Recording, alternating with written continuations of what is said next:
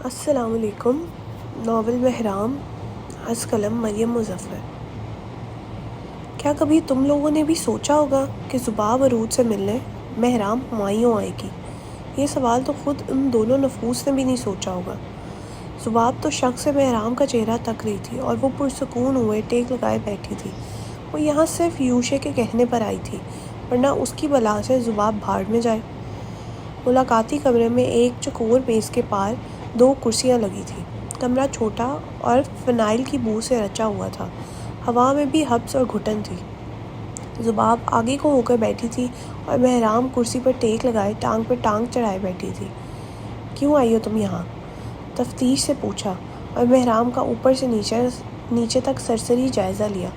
تمہاری مدد کرنے، شاہ نے اچکاتے ہوئے کہا۔ کس سلسلے میں؟ سوال کرتے ہوئے بھی وہ بالآخر آرام دہ ہو کر بیٹھی۔ مہرام نے اس کی بات پر ایک گہرا سانس خارج کیا، آنکھیں میچی اور چہرے پر ہاتھ پھیرتے ہوئے خود کو جیسے نروس ہونے سے روکا۔ میں نے احمد سے بات کر لی ہے۔ سر اٹھا کر زباب کو دیکھا۔ وہ جلد تمہیں یہاں سے رہا کر، وہ میرے لیے کچھ نہیں کرے گا، تیزی سے کہتی اس نے مہرام کی بات کاٹی۔ کچھ دیر کے لیے وہ ٹھہر گئی۔ اپنی بات کاٹے جانے کے بعد وہ ایسے ہی بیچ میں پاز ہو جاتی تھی جیسے اسے بھول گیا ہو وہ کیا بول رہی تھی۔ کیا مطلب؟ ناسمجھی سے پوچھا۔ زباب کے تھکے ہوئے چہرے پر ایک تلخ مسکراہٹ ابھری۔ وہ کبھی مجھے رہا نہیں کرائے گا، بلکہ وہ آگے ہوئی، اسے مجھے یہاں دیکھ کر سب سے زیادہ سکون مل رہا ہوگا۔ اس کا لہجہ بدلا تھا، ویسا طنزیہ اور مصنوعی نہیں جیسے زباب کا ہوتا تھا۔ اس کی آواز آہستہ اور باریک اور الفاظ رک رک کر ادا ہو رہے تھے۔ ایسی بات نہیں، تم جانتی ہو مہرام، یہ سب کہاں سے شروع ہوا تھا؟ اپنی بات کاٹے جانے پر وہ ایک بار پھر پاز ہوئی تھی۔ زباب نہایت غور سے اسے دیکھ رہی تھی۔ گردن آج بھی سیدھی تھی، کمر آج بھی مضبوط۔ تم جانتی ہو میں تمہارے دوست سے اتنی نفرت کیوں کرتی ہوں؟ نہ جانے ایسا کیا تھا کہ سفید لباس میں بیٹھی لڑکی نے دھیرے سے نفی میں سر ہلا دیا۔ جاننا چاہو گی؟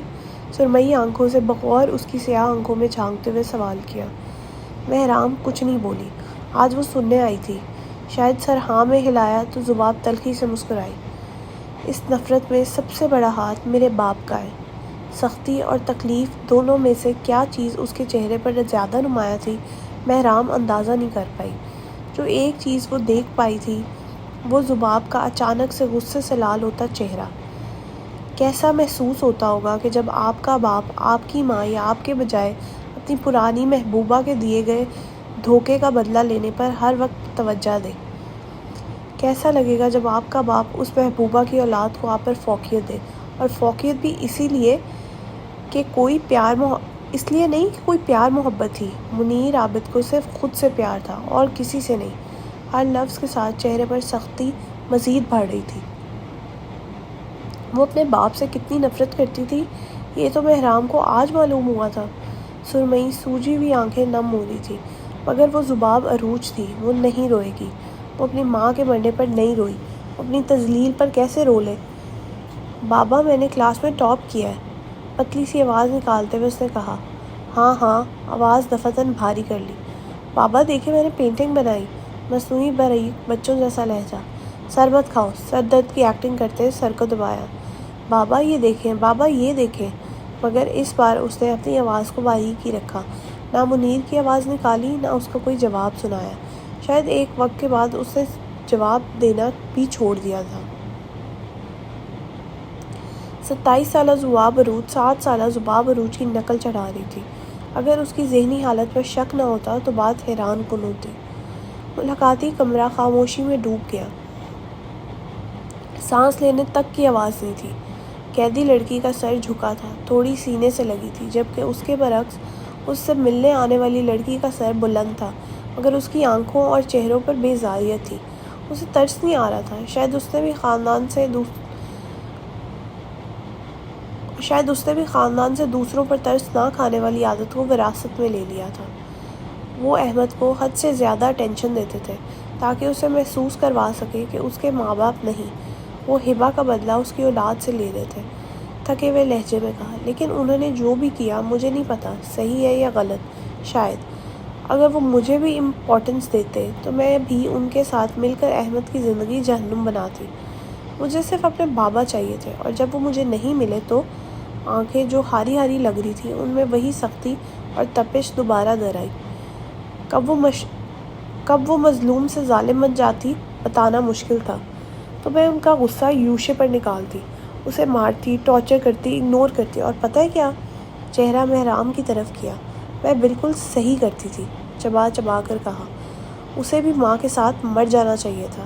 وہ مسکرائی، ایسی مسکراہٹ جو عموماً سیریل کلرز کے چہرے پر اپنے شکار کے بعد ہوتی ہے۔ مہرام ابھی بھی ویسے ہی بیزار تھی۔ وہ کہاں اس کا گیان سننے آئی تھی؟ یہ جائیداد اسے دینے کا مطلب بھی اسے ٹارچر کرنا تھا، یہ احساس دلانا کہ اس کے پاس کچھ نہیں، وہ پوری عمر ان کی غلامی کرے گا۔ تم بتاؤ، کسی مرد کو کیسا لگے گا کہ وہ ایک ایسے آدمی کی کمپنی سنبھال رہا ہو جس نے پوری عمر غیرتوں کی طرح اس کے ماں کے کردار پر کیچڑ اچھالا ہو؟ بات ختم کر کے وہ دوبارہ پیچھے ہو گئی۔ کندھے اب ڈھلک چکے تھے، گردن اب جھکی تھی، مگر ہاں، سر ابھی بھی کھڑا تھا، آنکھیں البتہ میز پر ٹکی تھی۔ میرا نام جانتی ہو کس نے رکھا تھا؟ اس کی باتوں میں کوئی کنیکشن نہیں تھا، ایسا لگتا تھا وہ کسی کو پہلی مرتبہ اپنے بارے میں کچھ بتا رہی ہے۔ بابا نے تن سے مسکرائی۔ جانتی ہو زباب کا مطلب کیا ہے؟ بے اختیار مہرام نے نفی میں سر ہلایا۔ کمرے میں سناٹا چھا گیا۔ سرمئی آنکھیں دیکھ تو مہرام کو رہی تھی، مگر وہ غور کسی اور چیز پر کر رہی تھی۔ ہاؤس فلائی، مکھی، اور پھر خود ہی کہکا لگا کر ہنس پڑی۔ سب سے غلیظ کیڑا جسے ہم ناقابل برداشت تصور کرتے ہیں، یہ نام کا مطلب ہے میرے، زور دیتے ہوئے کہا۔ وہ تو پھر ماں نے ساتھ عروج لگا دیا، یہ کہہ کر، یہ سوچ کر کہ بھلے سے باپ نے مقام مکھی کا دیا ہو، مگر مکھیوں میں بھی تو کوئی رانی ہوگی، کوئی بلندی ہوگی۔ ضروری نہیں انسان جیسا بھی ہو، بلندی پر جانے کے لیے جذبہ چاہیے ہوتا ہے۔ اب انہیں کون بتائے، بلندی پر جانے کے لیے بلندی چھیننی پڑتی ہے۔ اپنی بات کہہ کر زور سے پیچھے ہوئی اور حقارت سے منہ پھیر لیا۔ تم آج جیسی ہو، کیا تمہیں بالکل بھی کوئی پچھتاوا نہیں؟ تھوڑی دیر بعد سوال کیا۔ زباب نے نظریں موڑ کر اس کی طرف دیکھا، اور پھر جیسے نظریں موڑنا ناممکن ہو گیا۔ مہر کو اس کی آنکھوں سے خوف آ رہا تھا۔ نہیں، مجھے کوئی ریگریٹ نہیں۔ میں نے کیا کیا؟ کتنوں کا دل دکھایا، کتنوں کو تکلیف دی۔ جب مجھے اپنے حصے کی خوشیاں نہیں ملی تو میں دوسروں کو کیوں دیکھ لوں خوش؟ انہیں میرا دکھ محسوس کرنا چاہیے۔ پتہ نہیں کیوں، مگر سفید لباس والی لڑکی کو کسی نفیس عورت کی باتیں یاد آئی۔ عادت بدل سکتی ہے، فطرت نہیں۔ مہرام کی آنکھیں پوری کھل گئی۔ اب وہ زباب کو ایک الگ زاویے سے دیکھ رہی تھی۔ زباب کے ساتھ کچھ غلط نہیں ہوا تھا، اس کی فطرت میں حسد تھا، اور جن کی فطرت میں حسد ہو وہ لاکھ الزامات دوسروں پر ڈال دے، پھر بھی دن کے آخر میں فساد اور برائی ان کے اندر خود ہی رہتی ہے۔ گہری سانس لیتے مہر نے اپنا بیگ سنبھالا اور اٹھ کھڑی ہوئی۔ بغیر کوئی الوداعی کلمات بولتے اس نے اپنی سفید فراک کی شکنیں دور کی اور کمرے سے باہر نکل گئی۔ جو خود ہی اپنی مدد نہ کرتا ہو اس کو آپ کتنی دیر تک کندھا دے سکتے ہیں؟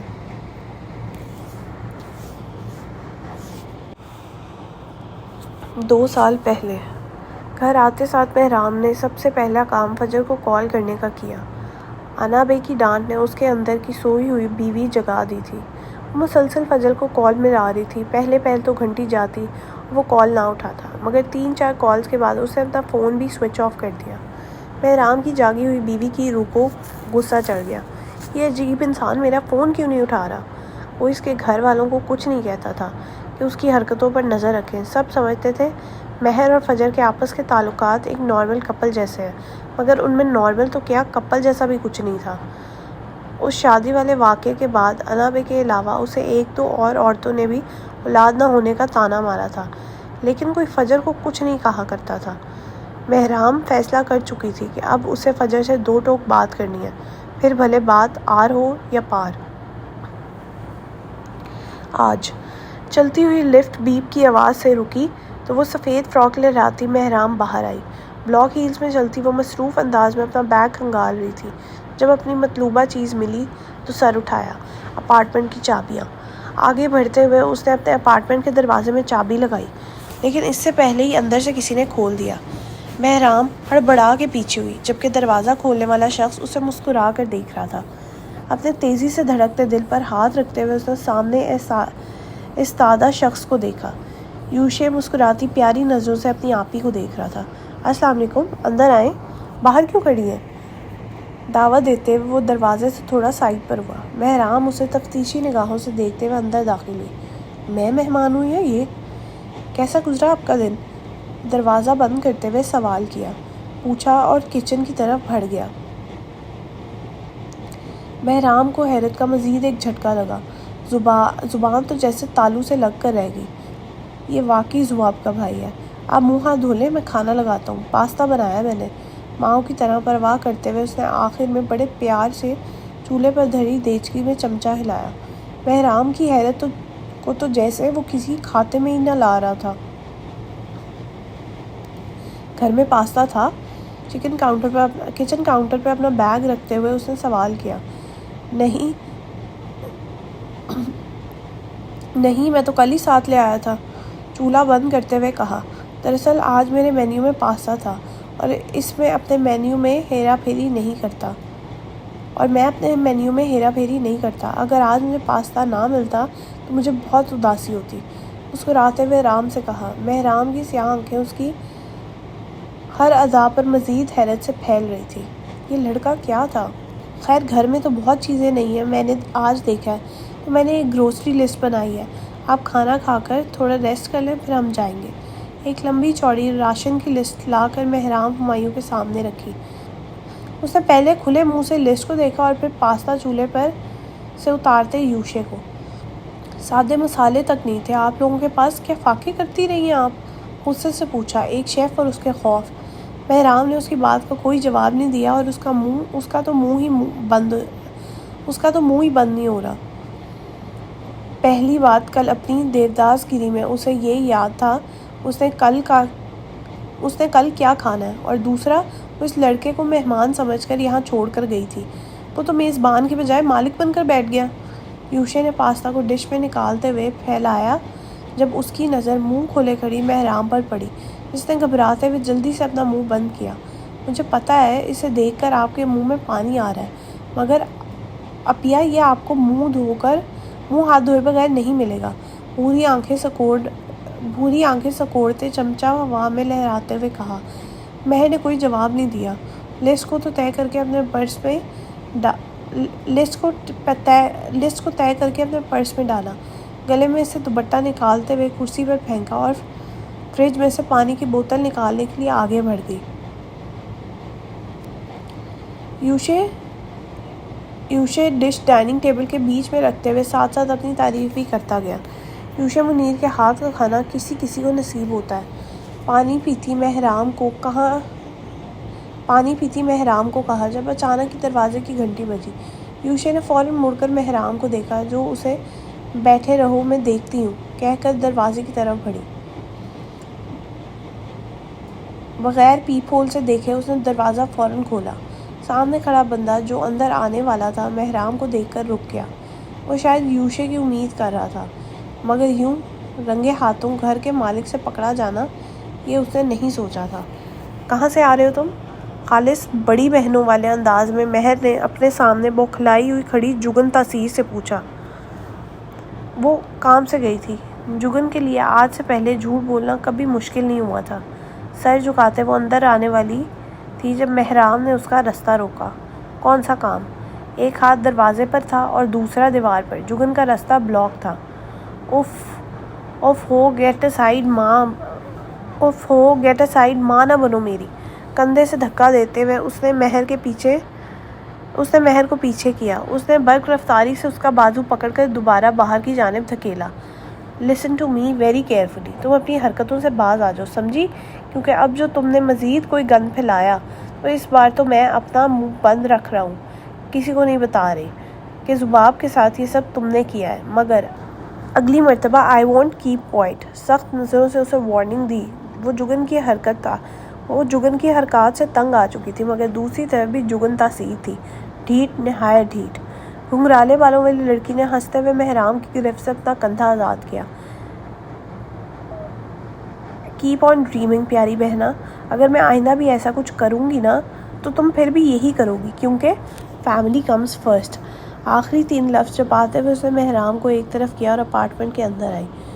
یوشے جو کب سے دروازے کی طرف دیکھ رہا تھا، جگن کو اندر آتا دیکھ اس کے چہرے پر پہلے حیرانی پھیلی، پھر خوف، پھر غصہ، جبکہ دوسری طرف جگن نے تو اس کے چہرے کے بدلتے تاثرات دیکھے بھی نہیں۔ اس کی بھوکی نظریں تو ڈش میں سجے پاستا پر پڑی تھی۔ یوشے نے اس کی نظروں کا رخ سمجھتی فوراً ڈش اپنی طرف کھسکائی۔ اس کی اس حرکت پر اس ندیدی نے اسے غصے سے دیکھا۔ تمہارے لیے نہیں ہے۔ اس سے پہلے کہ جگن آگے بڑھ کر ڈش چراتی، مہرام اس کے اور یوشے کی نظروں کے درمیان میں آ گئی۔ جگن نے بدمزہ ہوتے ہوئے اسے دیکھ کر آنکھیں گھماتی کمرے میں چلی گئی۔ خود تو فاقے کرتی ہے، اب میری صحت کو بھی نظر لگائے گی۔ اس کی بڑبڑاہٹ کا کسی نے کوئی جواب نہ دیا۔ اس کے اندر جاتے ساتھ ہی مہرام نے سر جھکایا اور یوشے کے ساتھ آ کر بیٹھ گئی۔ پاستے کی ٹرے آگے کرتے ہوئے اس کی نظریں یوشے پر پڑی۔ کچھ لمحے پہلے والی شوخی اور معصومیت اب اداسی میں بدل گئی تھی۔ جھکے کندھوں کے ساتھ وہ اپنے سامنے موجود خالی پلیٹ کو دیکھ رہا تھا۔ سفید لباس والی لڑکی نے سانس خارج کرتے اس کی پلیٹ میں پاستا رکھا۔ یوشے ہلکا سا چونکا اور نظریں اٹھا کر مہرام کو دیکھا۔ فکر نہ کرو، وہ کچھ نہیں کہے گا۔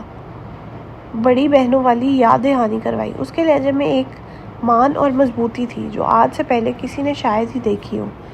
یوشے نہ چاہتے ہوئے بھی مسکرایا۔ سپر مارکیٹ میں عام دنوں کے مقابلے رش حیرت انگیز طور پر کم تھا۔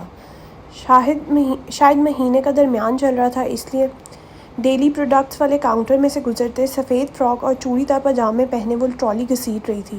بال گول مول جوڑے میں قید تھے، کندھے پہ پرس لٹک رہا تھا اور گردن میں دوپٹہ لپٹا ہوا تھا۔ وہ بیزاری سے ادھر ادھر دیکھ رہی تھی، جبکہ اس کے مقابلے میں یوشے اتنا ہی خوش تھا۔ ٹرالی کو لیڈ کرتا، لسٹ ہاتھ میں تھامے وہ ایک ایک چیز اٹھا کر اندر رکھ رہا تھا۔ اس کے انداز میں خوشی اور چستی تھی۔ ٹرالی چلاتی لڑکی کو اندر پڑی آدھی سے زیادہ چیزوں کا پتہ تک نہیں ہوگا۔ وہ تو زبردستی یہاں آئی تھی اور اب پچھتا رہی تھی۔ آنکھیں نیند سے بند ہونے کو بے تاب تھی۔ یوشے نے آگے بڑھ کے دودھ کے ڈبے اٹھائے اور ٹرالی کے اندر رکھے۔ وہ جو اس کے سٹینڈ پر مٹھی ٹکائے اونگ رہی تھی، اچانک پڑنے والے بوجھ کی وجہ سے جاگ گئی۔ سوئے مت، ابھی ہمیں بہت کام ہے۔ فالو می کا اشارہ کرتے ہوئے دائیں جانب بڑھ کر شیلف کے پیچھے غائب ہو گیا۔ زبردستی ساتھ لائی گئی لڑکی نے بیزاری سے پاؤں پٹکے اور ٹرالی کو زور سے دھکا دیا۔ عجیب مصیبت ہے۔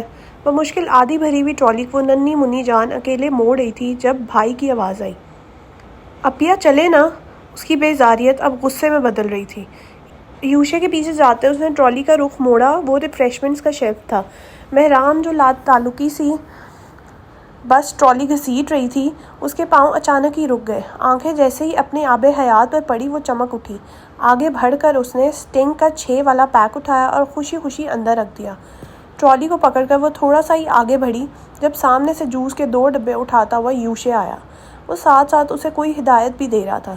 جب اس کی نظر سٹنگ پر پڑی، چلتی ہوئی زبان کو بریک لگا۔ چہرے کے زاویے اچانک ہی ناپسندیدگی میں بدل گئے۔ یہ کس نے رکھی؟ ہاتھ بڑھا کر اس نے سٹنگ کا پیک اٹھا کر نیچے رکھنا چاہا جب ایک سفید ہاتھ زور سے آیا اور اس کا ہاتھ پیچھے دھکیلا۔ ہاتھ نہ لگاؤ اسے، یہ میرے لیے ہے، غصے سے کہا۔ یوشے نے اداسی اور حیرت کے ملے جلے تاثرات سے پہلے اسے دیکھا، پھر سٹنگ اور پھر دوبارہ اسے۔ یہ آپ پیتی ہیں؟ ہاں تو جب ہی صحت کا یہ حال ہے۔ بڑبڑا کر وہ آگے بڑھ گیا۔ مہرام نے اس کی پیٹھ کو حیرت سے دیکھا۔ ایک بچہ اس کی ناک میں دم کر رہا ہے۔ جس وقت وہ دونوں اپارٹمنٹ واپس آئے، شام کے اندھیرے نے پورے اسلام آباد کو اپنی لپیٹ میں لے لیا تھا۔ ان کی بلڈنگ میں لگی لفٹ کے دروازے کھلے اور ایک سیاہ بالوں والا جھکا سر باہر نکلا جو کندھے پر لٹکے بیگ میں سے شاید چابیاں تلاش کر رہا تھا۔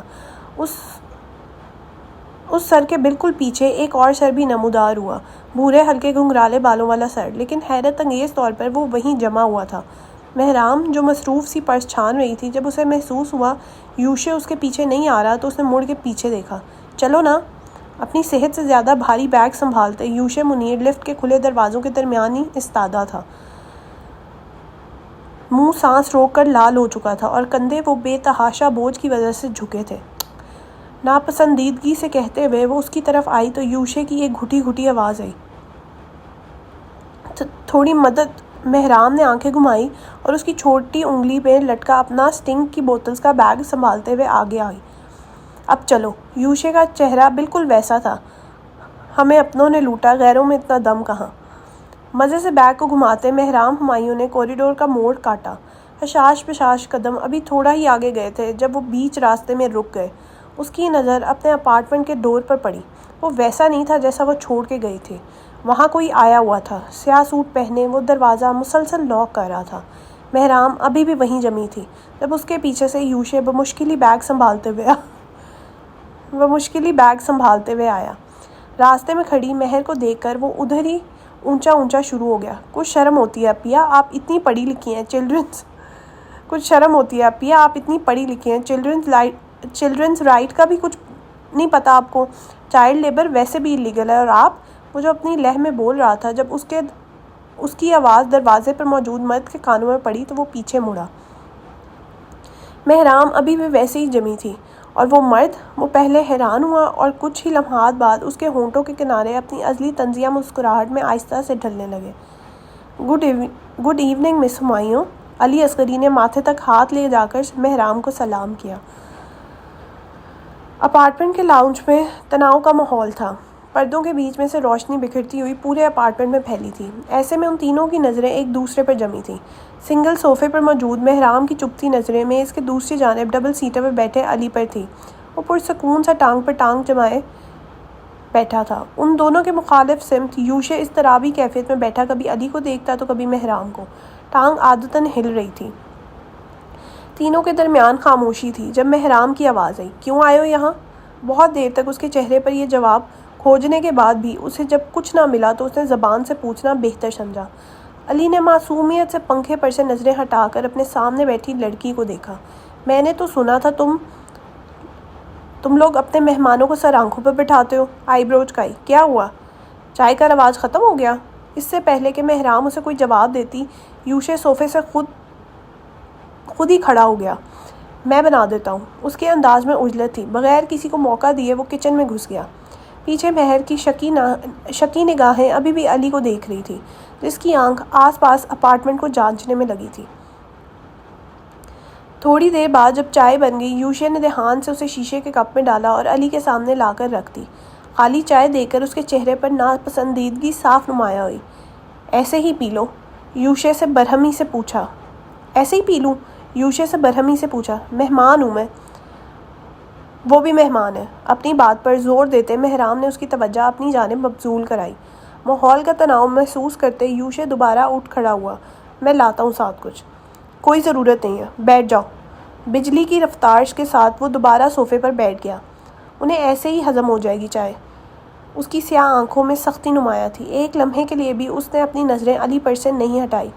چائے کی پیالی بے دلی سے اٹھاتے اس نے اپنے سر ناپسندیدگی سے جھٹکا اور گرم کپ کو ہونٹوں سے لگا لیا۔ اب بولو، کیا کام ہے؟ چائے پی لوں؟ چڑھ کر کہا۔ نہیں۔ مہرام کے بے ساختہ بولنے پر صرف وہی نہیں، یوشے بھی ٹھٹکا تھا۔ آج اس کے رنگ بدلے ہوئے تھے۔ کمر سیدھی کیے وہ پہلی بار اس گھر کی مالکن لگی تھی۔ آنکھوں میں سختی تھی، مزاج میں برہمی اور روب۔ پتہ نہیں کیسے مگر علی کا چائے تھاما ہاتھ خود بخود نیچے ہو گیا۔ نظریں چراتے اس نے آدھ پیا کپ نیچے رکھا اور اپنے ساتھ لائی فائل کھول کر سینٹر ٹیبل پر رکھی۔ یہ کیا ہے؟ مہر نے فائل کو نہیں دیکھا۔ اس کی نظریں ابھی بھی وکیل پر تھیں۔ بازل کی کیس فائل۔ وہ پھر بھی ٹس سے مس نہیں ہوئی۔ نظریں جھکا کر فائل کو دیکھا مگر اسے لینے کے لیے آگے نہیں ہوئی۔ مجبوراً یوشے کو وہ فائل اٹھا کر اس کے سامنے رکھنی پڑی۔ اس نے پھر بھی کوئی رد عمل نہیں کیا، یوں ہی کمر تانے بیٹھی رہی۔ اسے شاید اب فرق ہی نہیں پڑتا تھا۔ جب بہت دیر تک وہ نہیں بولی تو علی نے آئی برو چکاتے خود ہی اس سے سوال کیا، چاہیے نہیں تھی فائل؟ میری ہی تھی، میرے پاس ہی آنی تھی۔ تم بتاؤ، بس یہی دینی تھی؟ بیزاریت سے پوچھا۔ علی اصغری شاید کچھ اور توقع کر رہا تھا، کوئی شکریہ، کوئی بھیک، کوئی آنسو، مگر مہرام ہمایوں آہستہ آہستہ اب ان سب سے نکل رہی تھی۔ اپنے احساسات وہ اب صحیح جگہ انویسٹ کرنا چاہتی تھی۔ اور کچھ نہیں ہے تو تم جا سکتے ہو۔ حکم صادر کرتی وہ اٹھ کھڑی ہوئی۔ میں ذباب کا کیس لڑ رہا ہوں، تیزی سے بولا تاکہ اسے روکا جا سکے، اور وہ رک بھی گئی۔ مگر صرف وہی نہیں، یوشے بھی رک گیا۔ آپ آپی سے ملے تھے؟ آپ ان کا کیس لڑ رہے ہیں؟ پرجوش ہوتے یوشے یوشے صوفے کے بالکل دہانے پر بیٹھا تھا۔ علی کا تیر بالآخر نشانے پر لگا تھا۔ ایک جتاتی نظر بت بنی مہر کو دیکھا اور پھر یوشے کو دیکھا۔ ہاں، ملا تھا میں اس سے، بہت جلد بیل بھی کروا دوں گا۔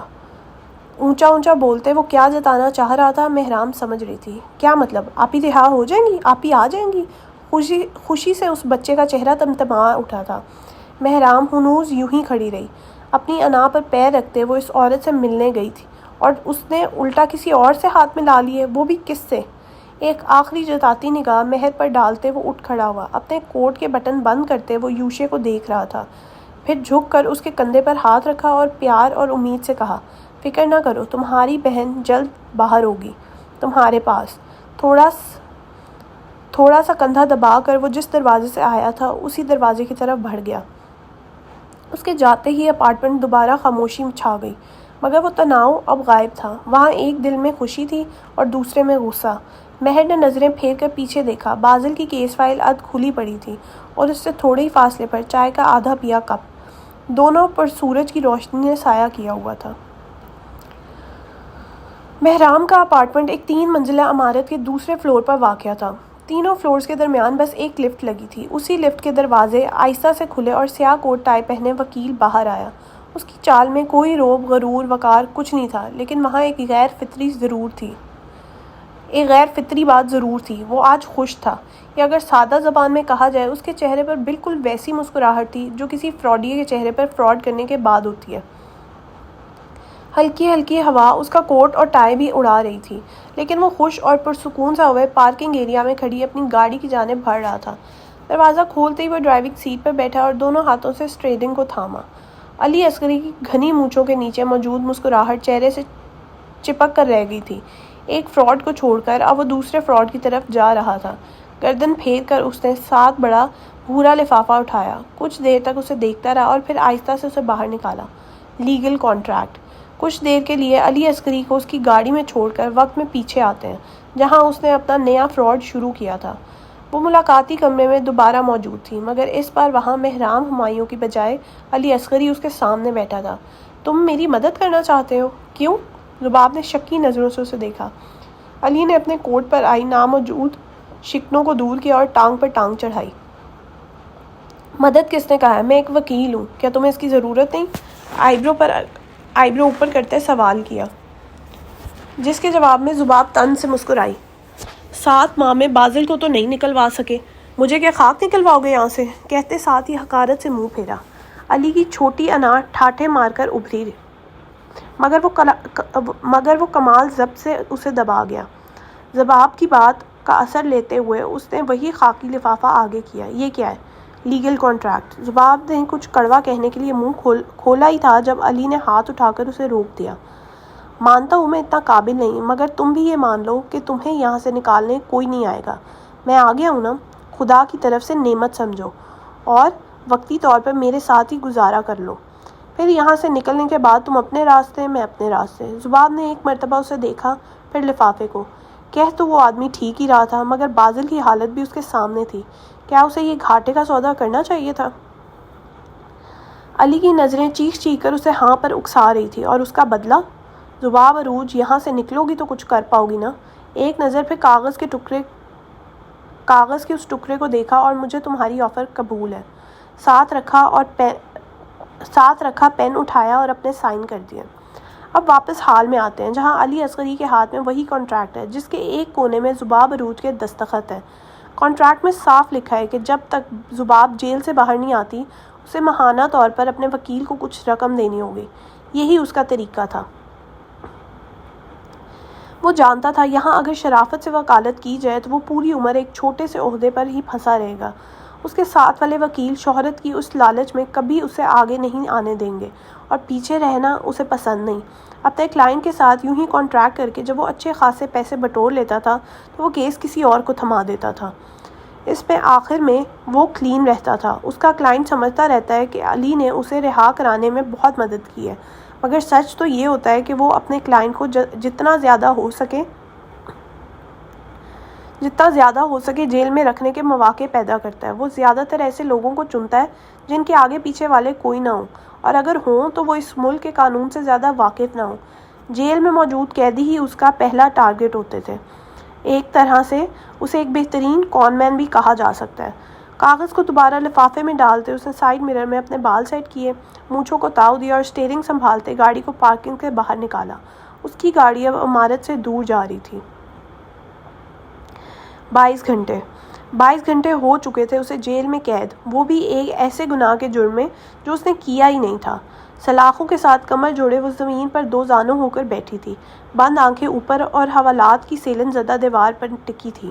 ذباب عروج کو عرش سے فرش پر لا پٹخا تھا۔ ہلدی والے لباس کا رنگ پھیکا ہو گیا تھا، گولڈن بال ڈھیلی پونی میں بند تھے، مگر ڈھیر ساری لٹیں چہرے اور گردن پر جھول رہی تھی۔ گال پر لگا ہلدی کا ٹھپا اب وہاں نہیں تھا، شاید اس نے منہ دھو لیا تھا۔ سر سلاخوں کے ساتھ بار بار ٹکراتی، وہ بس اپنی بیل کے انتظار میں تھی۔ علی نے اس سے کہا تھا وہ اسے نکال لے گا، مطلب وہ اسے نکال لے گا۔ دل ہی دل میں منصوبہ بندی کرتے اچانک کسی نے پیچھے سے سلاخوں کو زور زور سے ہلانا شروع کر دیا۔ ذباب بوکھلا کر وہاں سے ہٹی۔ سامنے وہی خاتون آفیسر کھڑی تھی، اسے حقارت اور تن سے دیکھ رہی تھی۔ جب وہ عورت اس کے سامنے آتی تھی، اسے دیکھ کر ذباب یوشے کا قتل بھول کر اس عورت کے قتل کا منصوبہ بندی شروع کر دیتی تھی۔ مبارک ہو، آج تیسرا مہمان، کہہ کر وہ باہر چلے گئی۔ ذباب منہ ہی منہ میں اسے گالیاں دیتی اٹھ کھڑی ہوئی۔ آگے بڑھ کر اس نے ساتھ پڑے مٹکے میں سے ایک گلاس پانی نکالا۔ آنے والا مہمان اندر آ چکا تھا اور اس کے قدم وہ رک گئی۔ ذباب نے پہچان لیے، سب سے مختلف چاپ، آہستہ سے سہج کر اگلا قدم اٹھانا۔ لیکن یہ سستی اس وجہ سے نہیں تھی کہ وہ بے یقین تھا، یہ اس وجہ سے تھی کہ آنے والا اس کی حالت سے لطف اٹھا رہا تھا، رک کر اس خوبصورت منظر کو اپنی آنکھوں میں اندر تک اتار رہا تھا۔ حلق میں جاتا پانی اندر تک کڑواہٹ پھیلا چکا تھا۔ سختی سے اسٹیل کا گلاس تھامے وہ حوالات کے بیچوں بیچ کھڑی تھی۔ آنے والا شخص سلاخوں کے ساتھ ٹیک لگا کر کھڑا تھا۔ اس کی پی کیپ نے اس کا آدھا چہرہ ڈھکا ہوا تھا، لیکن وہاں موجود خبیث مسکراہٹ چھپائی نہ چھپتی تھی۔ Good evening bright to be, زہر خند لہجے میں احمد جہاں زیب نے چبا کر کہا۔ ذباب نے آنکھیں سختی سے مینچ لی۔ وہ کس آدمی کے سامنے گرے گی؟ اب یہ وقت بھی آ گیا تھا اس پر۔ کیسا محسوس کر رہی ہو؟ وہ اونچا بول رہا تھا۔ ظاہر تھا وہ اسے چڑھا رہا تھا اور وہ چڑ بھی رہی تھی، مگر آج وہ اس نیولے کے منہ نہیں لگے گی۔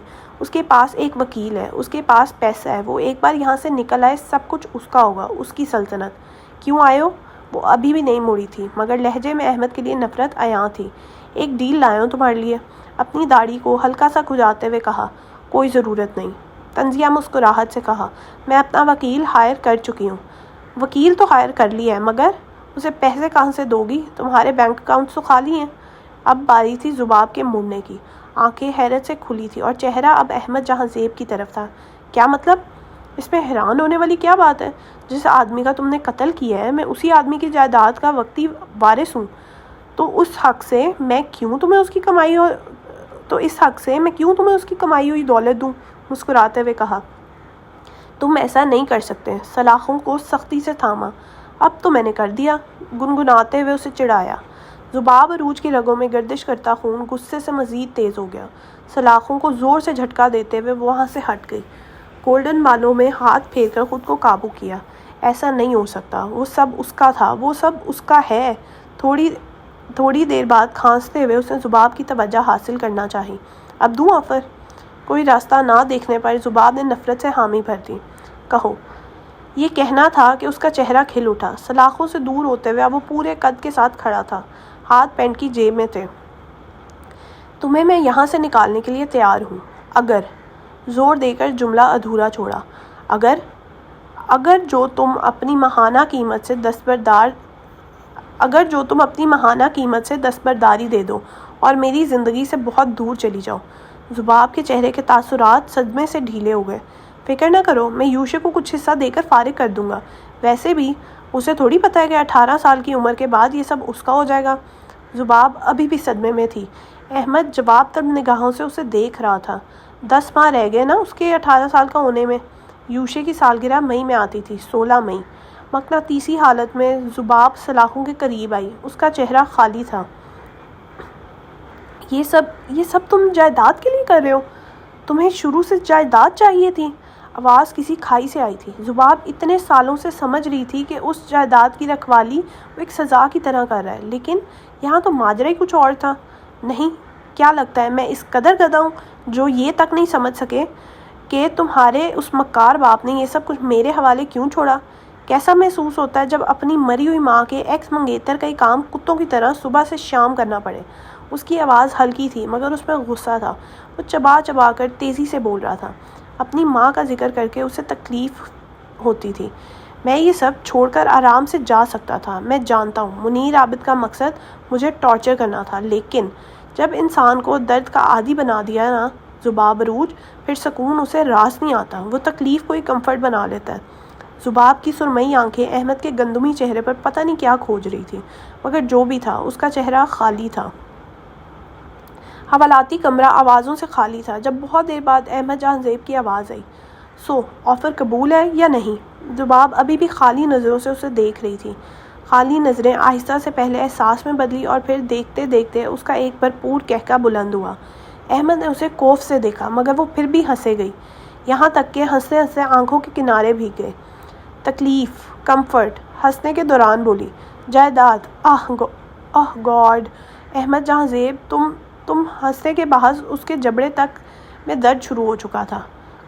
کون سی فلم دیکھی ہے رات کو؟ اتنا اچھا پتہ نہیں وہ آخری بار کب ہنسی تھی۔ سلاخوں کے پار موجود شخص اسے غصے سے دیکھ رہا تھا۔ تمہیں میری آفر قبول ہے یا نہیں؟ دانتوں کو آپس میں سختی سے پیوست کرتے ہوئے پوچھا۔ نہیں ہے قبول۔ کیا کر لو گے؟ مذاق اڑاتی نظروں سے کہا، میں تمہارے بینک اکاؤنٹس فریز کروا سکتا ہوں۔ کروا دو، شانے اچکاتے ہوئے کہا۔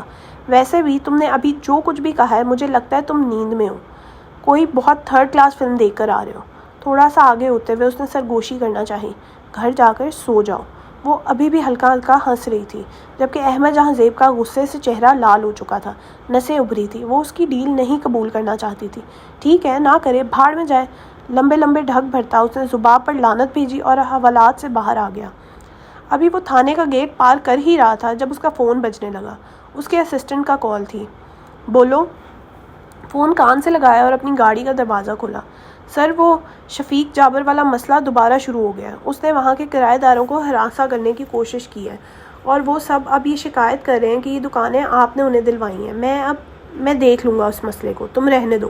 نہ صرف اس کی بات بلکہ احمد نے اس کی کال بھی کاٹ دی۔ شفیق جابر اس کے حلق میں موجود وہ کانٹا بنتا جا رہا تھا جسے نہ وہ نگل سکتا تھا نہ اگل سکتا تھا۔ گاڑی سٹارٹ کرتے ہوئے وہ ابھی اسی مسئلے کے بارے میں سوچ رہا تھا جب اس کا فون دوبارہ بجا۔ غیر شناسہ نمبر سے میسج تھا، اور غیر شناسہ نمبر سے ہمیشہ کون میسج کرتا تھا؟ ذہن میں اچانک ہی جماکہ ہوا۔ ایک اور پلان۔ شفیق جابر کے علاوہ بھی ایک شخص ہے جو اس کے حلق میں پھنسا کانٹا تھا، یاور حبیب، اور یہ کانٹا پہلے والے سے زیادہ خطرناک تھا۔ اگر جو ایک تیر سے دو شکار کر لے۔ سوچتے ہوئے اس نے اپنی چیٹ کھولی۔ خبر ملی ہے کہ وہ کوے کو پنجرے سے نکال رہے ہیں، تو کیا سوچا ہے تم نے؟ وہ نکل گیا تو وہ تمہاری گردن کاٹنے کا باعث بنے گا۔ ڈھکے چھپے لفظوں میں موصول ہونے والا میسج وہ سمجھ گیا تھا، اور اب اسے کیا کرنا تھا بس یہ سمجھنا باقی رہ گیا تھا۔ گاڑی کو سڑک پر ڈالتے اب وہ آگے کے لاہیہ عمل کے بارے میں سوچ رہا تھا۔ ذباب عروج کی گرفتاری کے 2 دن بعد اسلام آباد میں کل رات پھر بارش ہوئی تھی۔ اسی وجہ سے موسم قدرے خوشگوار تھا۔ جون کی جھلسا دینے والی آب و ہوا اس وقت بھلی معلوم ہو رہی تھی۔ اسی آب و ہوا میں مہرالنساء ولا کے لان میں ہماری کہانی کا منظر تھا۔ لان کی گول سفید چیئرز پر 4 لوگ میز کے ارد گرد بیٹھے تھے۔ ہلکے آسمانی رنگ کے لباس پہنے محرام ہمایوں جو بیزار بیٹھی تھی۔ اس کی ایک طرف بیٹھی اس کی ماں، جن کی بیساکھیاں ان کے قریب موجود تھی، اور کمر تانے ان کی حالت اب دوبارہ نارمل کی طرف جا رہی تھی۔ چہرے پر موجود دھبے اب ختم ہو رہے تھے۔ کرتلین کے بالکل سامنے بازل کے نئے وکیل لقمان صاحب بیٹھے تھے، جن کے موٹاپے کے باعث سیاہ سوٹ کا بٹن بند نہیں ہو رہا تھا۔ ان کی نظریں جھکی تھیں اور تفتیش سے فائل کی روگردانی کر رہے تھے، اور اس سب سے آخری لان چیئر پر بیٹھا سیاہ آنکھوں والا بائیکر جو بے صبری سے مسلسل ٹانگ ہلا رہا تھا اور دانتوں سے ناخن کتر رہا تھا، وہ مجبوراً ڈرائیور کی سروس ادا کر رہا تھا، ایک سائیڈ کک کی طرح۔ اسے لقمان کے ساتھ دیکھ کر کرتلین نے آنکھوں ہی آنکھوں میں مہر سے پوچھا کہ یہ کون ہے، مگر مہر کے جواب دینے سے پہلے ہی سیف خود بول اٹھا، میں سیف ہوں، ان کا سالہ۔ دراصل یہاں سے سیدھا ہم نے کورٹ جانا ہے، ہمارا اپنا ایک کیس ہے، اسی لیے میں بھائی کے ساتھ ہی آ گیا۔ اب کون بار بار اس کا ابھی مزید بولنے کا ارادہ تھا جب عین نے ہاتھ اٹھا کر اسے بیچ میں ہی روک دیا۔ وہ خاموش ہو جانے والوں میں سے نہیں تھا، مگر نہ جانے اس بے ساکھیوں کے سہارے چلنے والی عورت کی نظروں میں ایسی کیا کاٹ تھی کہ اس کی بولتی زبان کو بریک لگ گیا۔ ان کو آئے ہوئے آدھا گھنٹہ ہو چکا تھا۔ اب چونکہ علی نے کیس سے دستبرداری دے دی تھی تو اب انہیں جلد از جلد وکیل کی مدد سے معاملہ نپٹانا تھا۔ محرام بجائے اس کے کہ لقمان صاحب کے وکیلوں والے تاثرات پڑتی، اس نے اپنی سیاہ آنکھوں سے اس بن بلائے مہمان کو گھورنا زیادہ بہتر سمجھا۔ اسے وہ پہلی نظر میں ہی پسند نہیں آیا تھا، اور اب یہاں یوں لان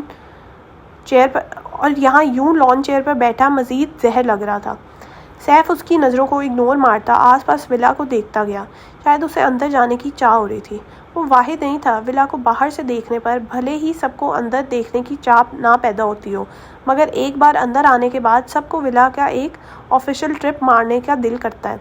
محرام ابھی بھی سیف کو گھور رہی تھی، لقمان ابھی بھی فائل کے صفحے پلٹ رہے تھے، قرۃ ابھی بھی ان کے حتمی جواب کی منتظر تھی، اور اس سب کے دوران اچانک ہی واش روم کس طرف ہے؟ سیف کی آواز آئی۔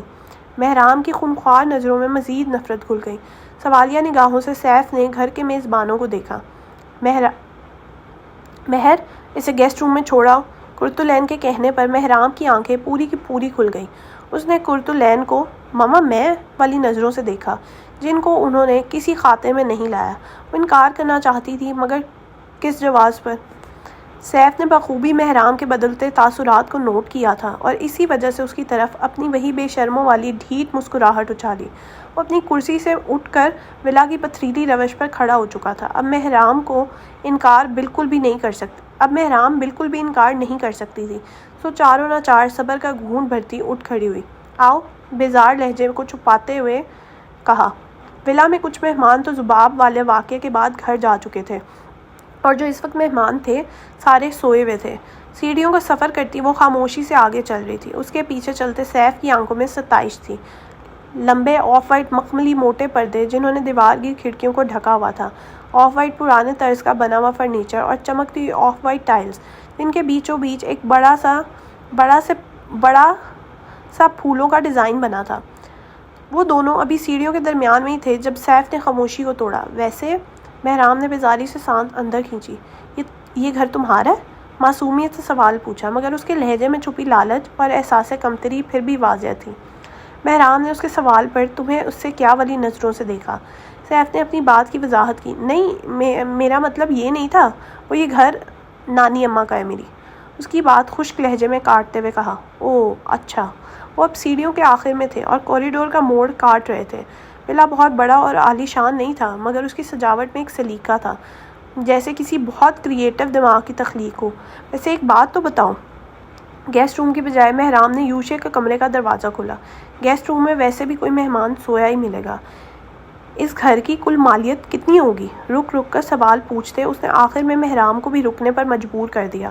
وہ ایک دم ہی ادھ کھلے دروازے کے بیچ میں ٹھہر گئی، حیرت سے منہ کھلا اور غصے سے بھویں سکڑی۔ Excuse me?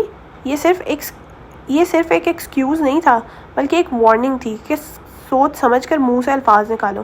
نہیں، میں تو بس مذاق کر رہا تھا، شرمندگی سے ہنستے ہوئے اس نے کہا۔ محرام نے ناگواری سے آنکھیں گھمائیں اور سر جھٹکتے ہوئے ہاتھ سے باتھ روم کی طرف اشارہ کیا۔ Your destination. اس پر ایک آخری مگر تنبیہی نگاہ ڈالتے وہ چلی گئی۔ سیف کے اچھے بچے والی مسکراہٹ اس کے جاتے ساتھ ہی ناگواری اور غصے میں تبدیل ہو گئی۔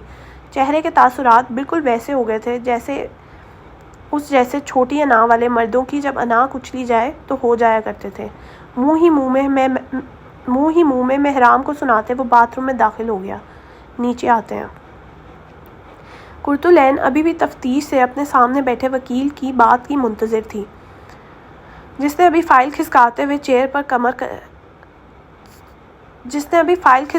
چہر پر کمر سیدھی کی، کوٹ کو سمیٹ کر اپنے سامنے کیا، مگر پھر بھی تون چھپانے میں ناکام رہے۔ عین نے آنکھوں میں انہیں اب پلیز بولیں کہا۔ آپ کے بیٹے کا کیس بہت سمپل ہے، آپ کے پاس اصل مجرم ہے، بس کچھ یوں کرنا ہوگا توند کو دوبارہ چھپانے کی کوشش کی۔ اسی دوران مہرام بھی واپس آ چکی تھی اور اب وہ اپنی جگہ سنبھال رہی تھی۔ جس عورت نے بازل ہمایوں پر کیس کیا ہے، آپ اس عورت سے نیگوشیٹ کریں، انہیں بتائیں کہ اصل مجرم کون تھا۔ کم از کم آپ کا بھائی تو کیس سے باہر نکلے، پھر آگے وہ عورت جانے اور اصل مجرم۔ پلاٹ کے جعلی کاغذات اسی نے دیے تھے نا آپ کے بیٹے کو، تو بس اپنے پیسے چاہیے جو کہ نکلوانا قانون کا کام ہے۔ اپنی بات ختم کر کے انہوں نے ایک مرتبہ پھر کوٹ کے بٹن کو بند کرنے کی ناکام کوشش کی۔ شاید یہ عادتاً تھا۔ ٹھیک ہے، مہرام مل آئے گی اس عورت سے۔ اگلی پیشی کب ہوگی؟ کرتلین کی بات کو اگنور کرتے اس نے تیزی سے سوال کیا۔ یہ تو کورٹ ڈیسائیڈ کرے گا، سن کر اس نے سر ہلا دیا۔ واپس اوپر آتے ہیں۔ یوشے کے باتھ روم میں پانی کا نل پوری رفتار سے کھلا تھا مگر استعمال نہیں ہو رہا تھا۔ شیشے کے سامنے کھڑا لڑکا باتھ روم کی تلاشی لینے میں جو مصروف تھا، وہ ویسے ہی بور ہو رہا تھا۔ نیچے جا کر اس نے کرنا بھی کیا تھا۔ بڑا ہی کوئی بورنگ بندہ ہے جس کے واش روم میں آ گیا ہوں۔ پانی کا نل بند کرتے تبصرہ کیا۔ کوئی شیونگ کریم، کوئی ہیئر جیل، کوئی پرفیوم، کچھ نہیں۔ اب میں اگلے مہینے کا پرفیوم کہاں سے لاؤں گا؟ ناپسندیدگی سے سوچتے ہوئے وہ تولیے سے ہاتھ صاف کرنے لگا۔ یہ ٹرپ انسکسیسفل گیا تھا۔ باتھ روم کا دروازہ کھولتے ہوئے بھی اس کی بڑبڑاہٹ جاری تھی۔ دروازہ بند کر کے وہ ابھی باہر جانے کے لیے بڑھا ہی تھا جب اس کے کانوں میں کچھ آواز پڑی۔ اس نے پیچھے کسی کی کمر دیکھی تھی، ایک جھلک سی۔ ایڑیوں کے بل گھومتے وہ پیچھے مڑا۔ واش روم کے دروازے کے ساتھ ہی لگی الماریوں میں سے ایک کے پٹ کھلے تھے اور دو بھورے ہاتھ اندر چیزیں آگے پیچھے کر رہے تھے۔ اس کی آنکھوں نے ہاتھوں سے سفر کرتے ہوئے نیچے بیٹھے شخص کو دیکھا۔ وہ کوئی لڑکی تھی، لمبے گھنے گھنگرالے بال اور کھلا سفید کرتا پینٹ۔ اس کے انداز سے لگ رہا تھا جیسے وہ کچھ چوری کرنے آئی ہو۔ اپنے سامان میں کوئی ایسے چوروں کی طرح نہیں آتا۔ ویسے اس کے بولنے پر لڑکی بوکھلا کر مڑی۔ یہ اخلاقی جرم نہیں، کسی کی چیزوں میں بغیر اجازت ہاتھ مارنا۔ جگن کے چہرے پر سے ہوائیاں اڑ گئی اور سیف اس کا چہرہ بھی کچھ کم حیران نہیں تھا۔ جیسے ہی جگن نے چہرہ پھیرا وہ پہچان گیا تھا وہ کون تھی۔ یہ لڑکی، اسے تو دیکھ رکھا تھا اس نے پہلے۔ تم؟ سیف نے کہا۔ جگن کے چہرے پر لا علمی تھی۔ تم تو وہ جو اس دن کلینک آئی تھی، منیر عابد کی بہو اور ان کے بیٹے کی بیوی، تم یہاں؟ وہ ایک انجان بندے کو کسی اور انجان جگہ دیکھ رہا تھا۔ پہلے تو جگن کو اس کی بات سمجھ نہیں آئی مگر جب آئی تو اس نے آہستہ آہستہ یاد آیا یہ لڑکا کون تھا۔ اس دن ڈاکٹر کے کلینک میں ان کے ساتھ، لیکن یہ یہاں۔ اوف خدایا، اگر اس نے کسی کو کچھ بتا دیا تو تم یہ اس کی بات کاٹتے جگن نے تیزی سے پہلے کمرے کا دروازہ لاک کیا اور پھر اس کی طرف گھومی۔ سیف ابھی بھی منہ کھولے کھڑا تھا۔ تم کون ہو؟ جگن نے سوال کیا۔ مجھے چھوڑو، تم کون ہو؟ حقارت سے سینے پر بازو باندھے۔ میرے گھر میں کھڑے ہو کے تم مجھ سے پوچھ رہے ہو کون ہوں؟ تمہارا گھر؟ اس نے ارد گرد دھیرے سے دیکھا۔ مگر محرم نے تو کہا تھا کہ اس کی نانی کا گھر ہے۔ تمہیں تو دیکھ کر لگتا ہے، اوپر سے نیچے تک جگن کو دیکھا، کہ تمہیں نانی کے درجے پر جانے کے لیے ابھی بہت سال ہے۔ شٹ اپ، اونچی آواز میں باقاعدہ چیخ کر بولی۔ سیف کو یوں لگا جیسے وہ بہرا ہو جائے گا۔ وہ بھوری چمکتی رنگت والی لڑکی اسے خونخوار نظروں سے دیکھ رہی تھی۔ مہرام کی بہن ہوں میں، میری نانی کا گھر ہے۔ ہیں؟ اس نے اتنی تیزی سے جگن کی بات کاٹی جیسے کوئی کرنٹ لگ گیا ہو۔ تم محرم کی بہن ہو؟